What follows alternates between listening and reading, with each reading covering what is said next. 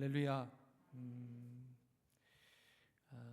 오늘 본문의 말씀을 가지고 가장 가까운 사람들이 믿지 않았던 이유, 이게 부제를 보면 예수님을 믿지 않는 가족, 이렇게 설명하면 가장 적당할 수 있습니다. 이 요한복음 7장이라고 하는 이 복음을 보면 되게 낯섭니다. 불편합니다. 왜 그러냐면 예수님을 대적하는 또 그 사람들이 바리새인들이 아니라 예수님의 형제들이었기 때문에 더 낯설고 불편합니다. 저는 여러분들 이 말씀을 읽으면서 어떤 마음을 가졌는지는 모르겠지만 저는 되게 불편했습니다. 어떻게 육신의 형제인데 형제를 믿지 못하고 메시아임에도 그걸 인정하지 못할까? 이런 어떤 것 때문에 되게 낯설게 느껴졌어요. 그런데 7장 5절에 보니까 이런 말씀이 있습니다. 이는 그 형제들까지도 예수를 믿지 않다. 분명한 그런 낯설고 또 불편한 그런 말을 합니다. 여러분, 형제들이 예수님을 몰랐을까요? 30년을 같이 자랐잖아요. 그렇지 않습니까? 집에서 같이 자랐습니다. 같은 일상에 있었습니다. 지금처럼 멀리 나가서 각자의 일을 보는 것이 아니라 그 시대는 그냥 태어나면 그 집에서 아버지가 하던 일을 돕고 그렇게 살았습니다. 그러면 이들이 가장 먼저 보았을 것이 무엇일까요? 형제들이 예수님에게 있어서 가장 많이 보았던 것이 뭘까? 제가 한번 추측을 해보면 예수님이 가장 많이 했던 것은 말씀 묵상과 기도 아니었을까? 그리고 삶에서 그 말씀을 실천해내려고 하는 그런 노력이 아니었을까? 아마도 가장 가까이에서 보았던 형제들에게는 그 예수님의 일상적인 말씀 묵상과 그 삶의 실천이 가장 먼저 눈에 들어왔을 텐데도 예수님을 믿지 않았다. 여러분, 성경은 이러한 형제들이 가지고 있는 이런 행태를 보면서 단정적으로 말합니다. 형제들이 믿지 않았다. 그냥 메시아로 보기는 너무한 것 같아요.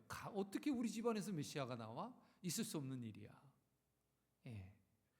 메시아로 보기보다는 익숙한 그냥 가족, 인간의 정을 나누는 형제자매로 보았을 것이고, 자기의 뜻보다 자기의 기대와 계산적인 그것이 예수님을 판단하는 데 사용되지 않았을까라는 생각을 해봅니다. 여러분, 이 서론에 이야기했던 이 이야기는 단순한 과거의 이야기가 아닙니다. 오늘 이 시간 새해를 맞는 저희들에게 이렇게 묻고 있는 거예요. 야, 그러면 너는 진짜 예수님을 믿어? 물어보는 거예요. 저와 여러분에게. 아니면 예수님만 알고 있어? 둘 중에 하나겠죠. 그렇지 않습니까? 나는 예수님을 알아. 뭐로만 안다는 거예요? 지식으로만. 그럴 수 있죠. 열심히 공부하면 하나님에 대해서, 예수님에 대해서 알 수 있어요. 그분이 어떤 분인가를 표현할 수 있어요. 그럼 믿느냐가 문제겠죠. 너 예수님 믿어? 믿을 수 있어요. 어디로? 머리로. 생각하는 거나 믿는 거나 다른 표현이 아니겠죠. 중요한 것은 내 가슴에, 내 삶에 그렇게 그를 고백할 수 있느냐라는 거예요. 그렇게 형제들은 자기 방식의 예수님을 원했던 거예요. 메시아도 필요 없는 거예요. 그냥 우리 형제의 예수, 우리 동생, 우리 형, 우리 오빠, 이런 예수님을 원했던 거죠. 3절 4절에 보면 그 형제들이 예수께 이르되 당신이 행하는 일을 제자들에게도 보게 여기를 떠나 유대로 가소서. 스스로 나타나기를 구하면서 묻혀서 일하는 사람이 없나니 이 일을 행하려 하거든 자신을 세상에 나타내소서라고 이야기를 합니다. 이렇게 가만히 들어보면 예수님을 격려하는 것처럼 보이죠. 근데 이 말씀에는 분명한 요구가 있어요. 숨어 있죠. 야, 네가 정말 메시아야? 그러면 여기 숨어 있지 말고 세상에 나가서 사람들 앞에서 눈에 보이게 성공을 좀 얘기해봐, 보여봐 라고 하는 비아냥이 그 안에 섞여져 있는 겁니다. 그걸 요구하는 거예요. 그러니까 박수를 받는 그러한 사람으로서 형제가 중요한 겁니다. 십자가에 못 박혀 죽는 형제는 필요 없는 거예요. 그냥 어떤 일생의 기회를 얻기 위해 형이 하나가 잘하면 그 가문이 번성할 수도 있잖아요. 그러니까 그거로서 사람을 살리고 죽은 사람을 일으키는 그런 기적. 우리 한국교회가 부흥한 데의 일조가 그거였지 않습니까? 한 부분에 신유의 은사가 강하게 나타났던 역사. 근데 여러분 지금도 그걸 원하는 사람들이 있어요. 뻘떡뻘떡 일어나는 걸 원하는 사람이 있어요. 그래서 기도원에도 찾아가고 누가 영하다고 하면 영한 목사님 있다고 그러면 거기 가는 거예요. 그래 여러분 가서 옛날처럼 됩니까? 쉽지 않습니다. 그러니까 무엇인가를 할 때, 하나님의 일을 할 때 그것을 성공적인 어떤 케이스로 여기기 시작하면 내 옆에 예수님이 있어도 그분은 메시아의 예수가 아니라 어떤 일을 그냥 그저 우리 형제나 아니면 우리 교회 공동체에 유익을 주는 그러한 분으로만 보여진다라는 거죠. 그러니까 형제들이 원한 예수님은 십자가라고 하는 예수님이 아니라 사람들의 박수를 받는 예수님을 원했던 거예요. 하나님의 뜻은 아니죠. 하나님의 뜻은 아기 예수로 이 땅에 오셨지만 세상의 모든 짐을 지고 십자가에 달리시는 것이 하나님의 계획이었습니다. 하나님의 뜻을 진정으로 따르기 위한 그 고통의 길이 얼마나 컸는지 예수님께서 잡히시기 전날 밤에 기도하실 때 그 외침이 있잖아요. 예수님, 내가 너무 힘들어요. 이 잔이 내게서 떠날 수만 있으면 그렇게 되길 원합니다. 근데 하나님의 뜻은 분명하거든요. 아니에요. no예요. no. 아니야. 이것을 해야 될 사람은 너야. 내가 내 일을 이루어야 돼. 그럴 때 예수님 뭐라고 이야기하죠? 알겠습니다. 그 길이 어떤 길이든 나는 가겠습니다. 이게 예수님의 모습이거든요. 그런데 이 형제들은 아니야. 예수님이 그렇게 가면 안 돼. 우리 가문을 일으키는 형으로서 멋진 사람이 되어야 돼라고 이야기를 하는 거죠. 우리가 종종 이제 예수님께 저도 그런 말을 좀 많이 했더라고요. 주님, 내가 예수님 믿으려니까 잘 되게 해주셔야 돼요. 이거 꼭 요 문제는 해결해 주셔야 돼요. 이런 어떤 조건적인 예수님의 어떤 만남을 이야기를 해요. 주님, 결과로 꼭 보여주셔야 돼요. 라고 이야기를 합니다. 그런데 예수님이 이렇게 이야기하죠. 6절입니다. 우리 다 같이 한번 읽어볼까요? 6절 시작. 예수께서 이르시되 내 때는 아직 이르지 아니하였거니와 너희 때는 늘 준비되어 있느니라. 내 때는 아직 이르지 않았다. 여러분, 믿음은 예수님을 내 방식에 맞추는 것이 아니고요, 내 삶을 하나님께 맡기는 것이 믿음이에요. 형제들은 세상의 때를 살았습니다. 이 때라고 하는 건 시간을 의미해요. 형제들은 세상의 시간을 살았고 예수님은 하나님의 시간을 살았습니다. 하나님의 때를 사셨어요. 그러면서 예수님은 세상의 때를 사는 형제들에게 분명하게 말씀드렸어요. 너희 때는 늘 준비되어 있지만 내 때는 아직 아니니라. 세상에는 시간표라는 게 있어요. 24시간 정확하게. 오늘 내가 일어나서 이거 하고 이렇게 해야 돼. 그러면 우리는 그 시간표 안에서 다 움직이죠. 오늘 못했어? 그럼 내일 아침에 이거 해야지 라고 나름의 시간표를 정의해서 그 시간표를 만들어서 그것대로 행하죠. 아주 철저하게. 지금 당장 빨리 눈에 보이는 어떤 즉각적인 반응, 인정. 이것에 우리 너무 익숙해져 있어요. 우리 사람들은. 그러니 예수님이 말씀하시는 나의 때는 아직 이루어지지 않았다, 오지 않았다고 하는 말을 이해할 수가 없는 거죠. 우리는 결과를 딱 보여야 그것이 역시 주님 결과로 보여주셔야 돼요 라고 했던, 그렇게 외쳤던 우리들의 마음에 그 표현이 여기에 있는 거예요. 하나님께서 무엇을 해줘야만 맞아, 역시. 여러분, 예수님은 서두르지 않으셨습니다. 억지로 자신을 증명하지 않으셨어요. 왜요? 내가 나를 증명하는 게 아니라 하나님이 예수님이 메시아됨을 증명하는 거예요. 사건을 통해서. 근데 우리는 너무 성급한 거지, 형제들은. 여기서 볼 수 있는 게 예수님의 그 믿음의 본질입니다. 여러분, 믿음은 어떤 속도의 문제가 아니고요, 주권의 문제예요.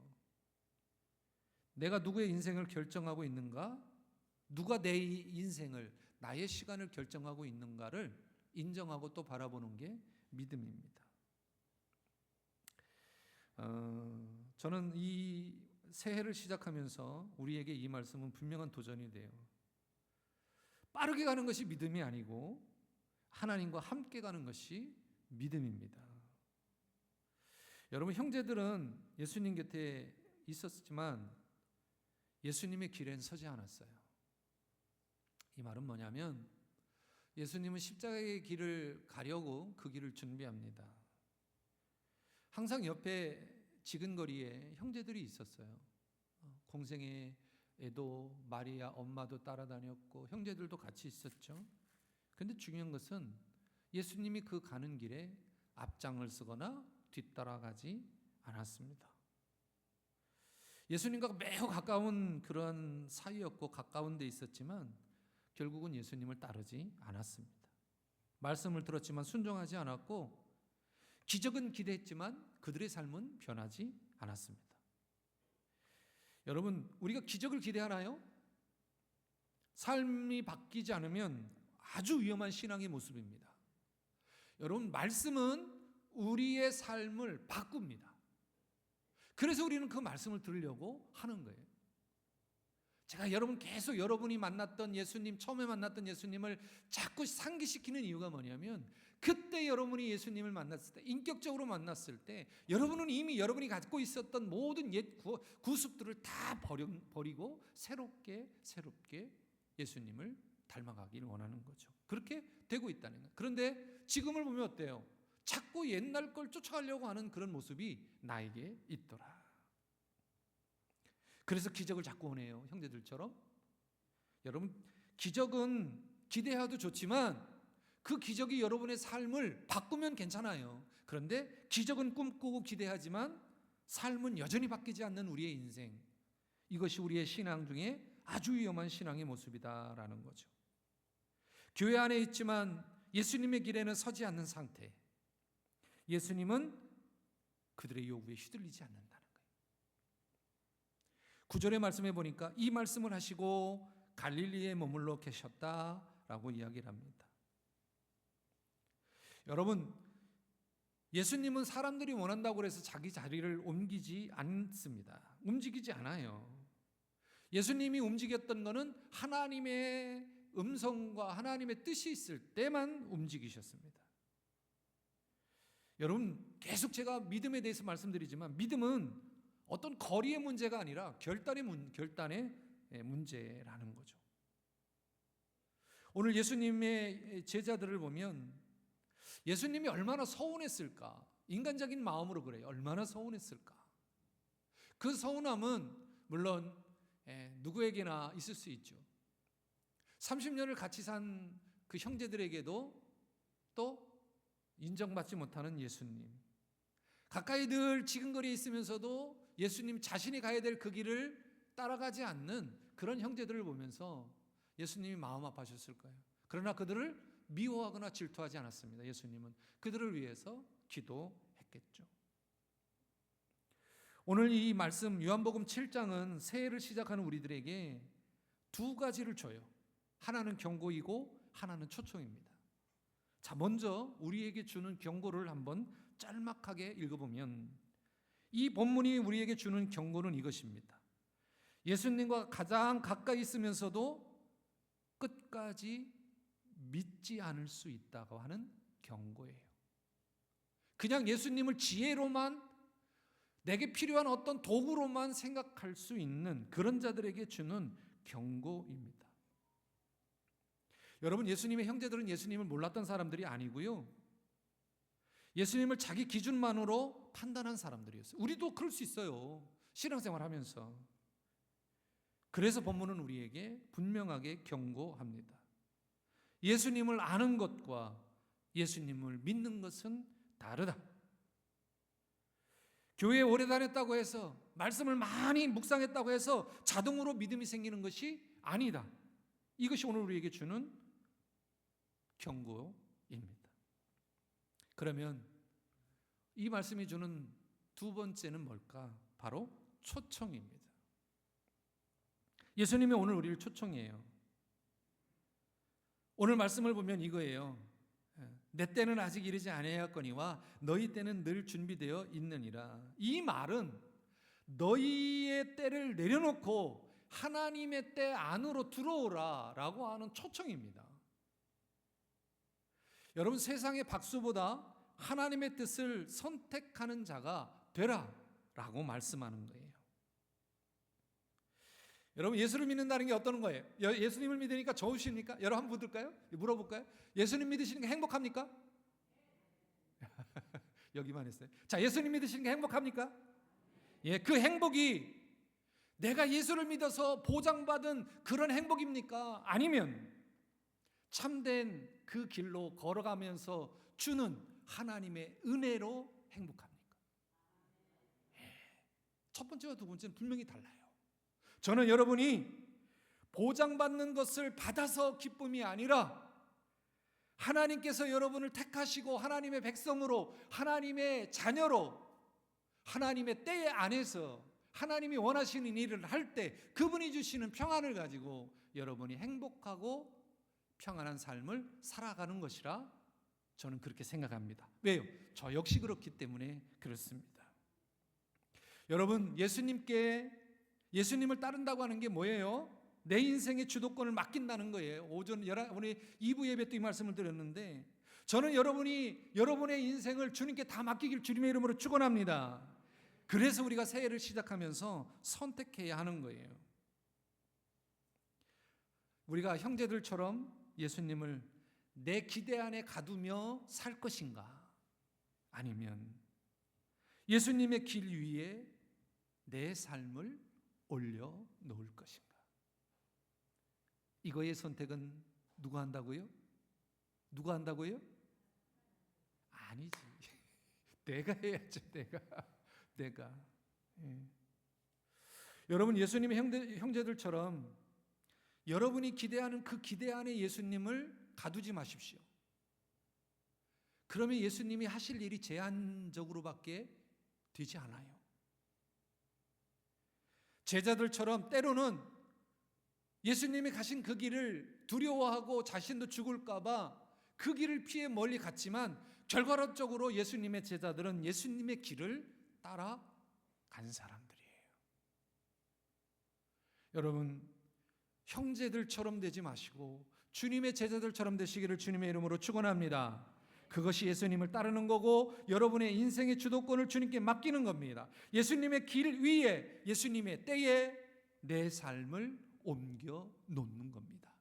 그래야 하면 우리가 알지 못했던, 경험하지 못했던 놀라운 하나님의 축복이 여러분에게 넘칠 것입니다. 사랑하는 여러분, 올해 한 해 우리의 주인은 예수님만이 되시기를 고백하는 여러분 되시기를 주님의 이름으로 축원합니다. 기도하겠습니다. 사랑이 많으신 하나님 아버지,